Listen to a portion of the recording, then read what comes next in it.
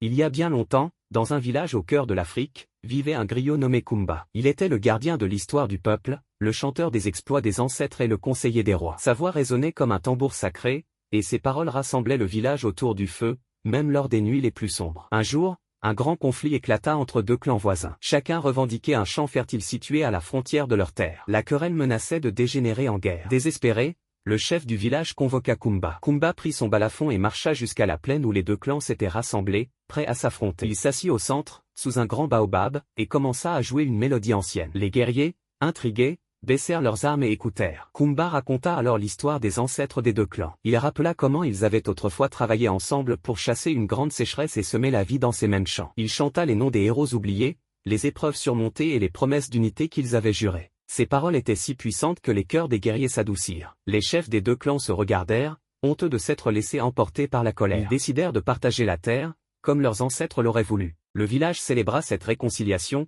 et Kumba devint encore plus respecté. Il rappela ce jour dans ses chants pour que les générations futures se souviennent que la parole a le pouvoir de guérir là où les armes divisent. Ainsi, le griot Kumba continua de tisser les liens entre les âmes, prouvant que dans chaque mot, chaque chanson, résidait la sagesse des ancêtres.